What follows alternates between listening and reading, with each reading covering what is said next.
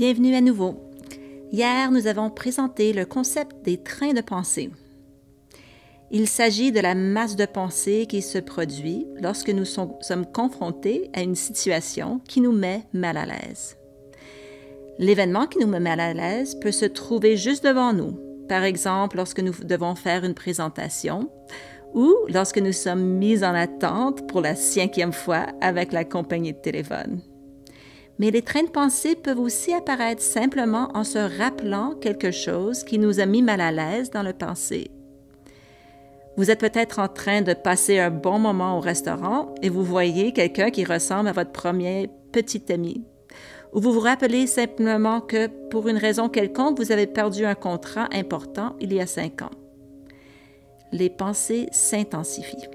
Elles sont répétitives, bruyantes et rarement créatives ou fraîches. Comme le dit Ram Dass, les voyages de tête ne finissent jamais. Nous pourrions passer une vie entière à nous accrocher à des griffes, à ressasser des difficultés passées, à nous demander pourquoi nous avons perdu un emploi ou une relation, ou à nous inquiéter de ce que sera la réunion de demain. Mais qu'est-ce qui détermine si nous montons ou non dans le train de la pensée? Comment se fait-il que parfois je panique totalement à penser à une réunion à venir et que d'autres fois, cela ne me déclenche pas? Nous prenons le train des pensées parce que nous avons un nom interne à notre expérience. Qu'est-ce que cela veut dire? Dans l'exemple de la réunion parents-professeurs, un sentiment de peur a immédiatement précédé le déluge des pensées.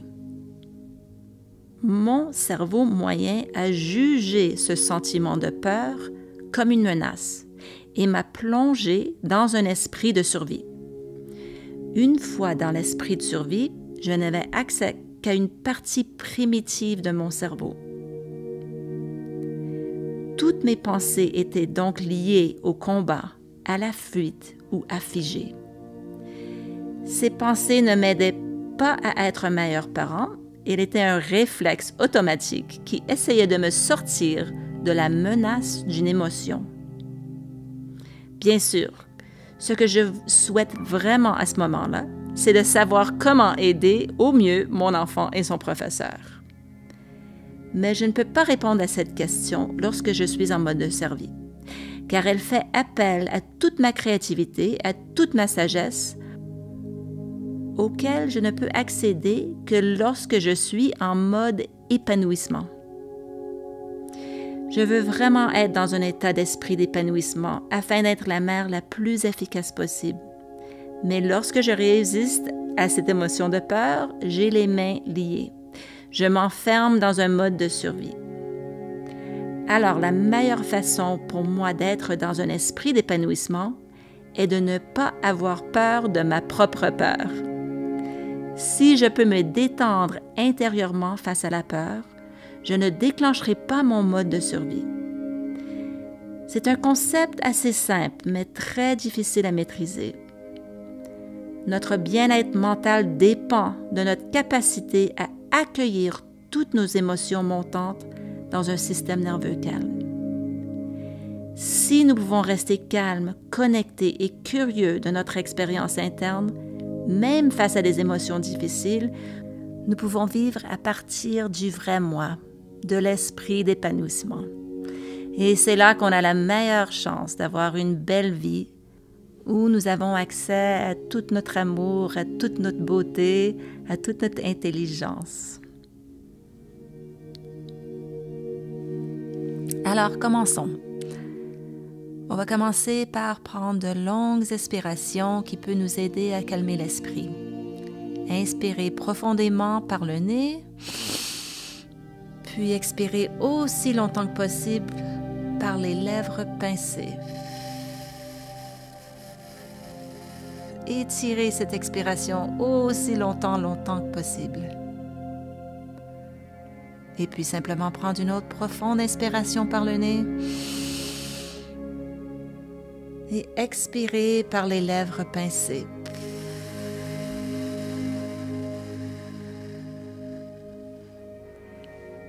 Une troisième fois, toute seule, inspirez.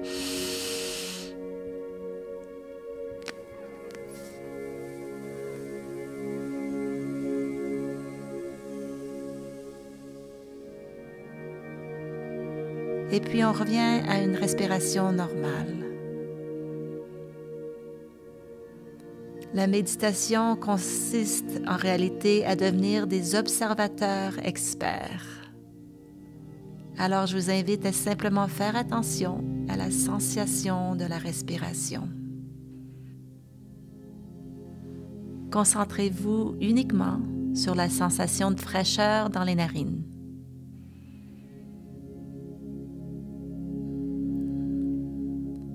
Et maintenant, portez-vous votre attention sur la sensation de la respiration en remarquant la qualité de l'expiration. On remarque comment la poitrine s'effondre autour de l'expiration. Portez simplement l'attention sur la poitrine. Et maintenant, on remarque l'inspiration dans les narines et l'expiration dans la poitrine.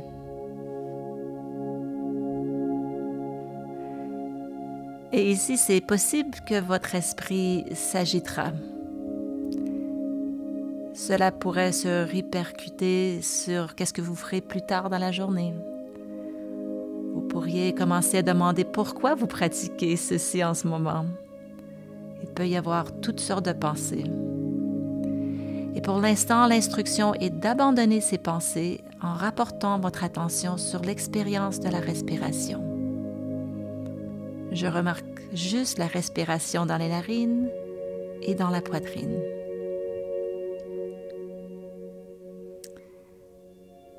Et maintenant, nous allons à nouveau porter notre attention sur l'espace de nos pieds. Comme si nous étions des scientifiques chargés de remarquer toutes les sensations dans les pieds. Sont-ils chauds? Est-ce qu'ils ont froid? Est-ce qu'ils sont symétriques? Quelles sont les sensations dans vos pieds en ce moment? Et puis, on attire l'attention sur l'espace de nos genoux, en remarquant s'il y a des vêtements qui frottent contre la peau, puis en remarquant l'intérieur de l'articulation des genoux. Pouvez-vous ressentir des sensations? Est-ce qu'ils sont symétriques? Est-ce qu'il y a des douleurs? Essayer de trouver la sensation dans nos genoux est un peu plus difficile lorsque nos genoux ne sont pas utilisés. Mais quelles sont les sensations dans les genoux? C'est entièrement possible ici que l'esprit s'agitera un peu. On a 500 000 pensées par jour, c'est sûr qu'on va en trouver ici. Alors l'invitation maintenant, c'est de lâcher prise de toutes ces pensées en portant l'attention sur les sensations dans les genoux ou dans la sensation de la respiration. On peut facilement porter attention à toutes nos pensées après la méditation. Mais maintenant, on va pratiquer, avoir le choix si on veut porter attention à toutes nos pensées ou si on veut devenir présent en portant attention sur l'expérience. Ici, l'expérience de la respiration. Alors maintenant, attirant l'attention sur l'interface de votre corps avec la chaise ou de votre corps avec le sol. Où sont les points de pression où le corps rencontre la chaise ou le sol? Notre seul objectif est de remarquer ce qui se passe, de prêter attention à quoi nous voulons prêter attention.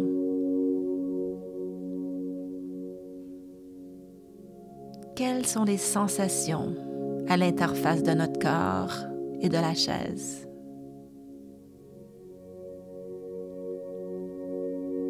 Maintenant, on va monter l'attention sur l'espace de la poitrine. Voyez si vous pouvez capter les battements du cœur. remarquant cette étonnante structure qui bat toute seule, 24 heures sur 24, 7 jours sur 7, nous gardant en vie sans aucune microgestion de notre part. Et aussi remarquer les poumons qui fonctionnent à merveille de concert avec le cœur, fournissant du sang frais et oxygéné partout où est-ce qu'on en a besoin. En remarquant cette formidable intelligence qui vit en nous, est-ce possible qu'il y ait autre endroit dans nos vies où nous pouvons compter sur cette formidable intelligence sans avoir le sentiment de devoir trop réfléchir à tout ce que nous faisons?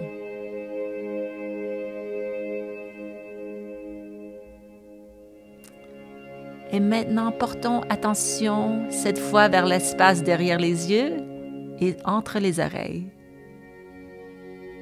Ça, c'est l'espace où tous nos pensées, toutes nos émotions apparaissent.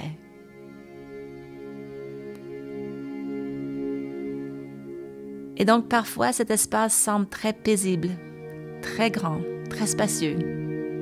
Et parfois, si vous êtes humain, cet espace semble très encombré, plein de pensées et d'émotions qui ne semblent pas vouloir s'apaiser.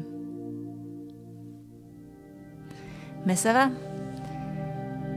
C'est là que vivent la plupart des humains la plupart du temps.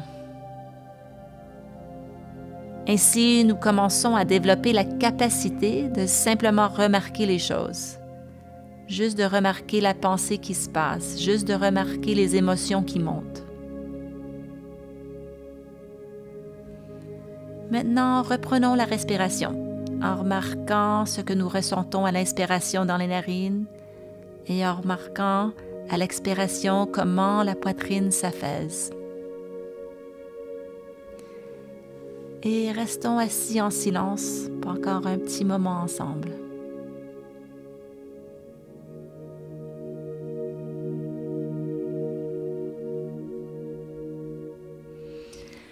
Alors que nous terminons cette méditation, je vous invite à remarquer une chose pour laquelle vous êtes reconnaissant. Peut-être quelqu'un qui vous a aidé ou une opportunité qui s'est présentée à vous. Remarquez où dans votre corps vous ressentez ce sentiment de gratitude. Concentrez-vous là-dessus. Faites-lui l'objet de votre méditation en respirant comme si vous pouviez amplifier et magnifier les gratitudes.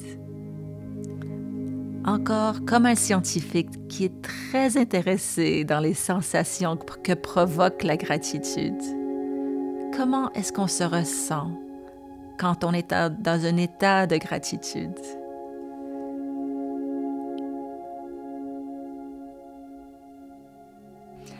Alors que nous entamons notre journée, n'oublions pas que nous ne pouvons pas contrôler toutes les distractions et les perturbations qui vont survenir au cours de notre journée.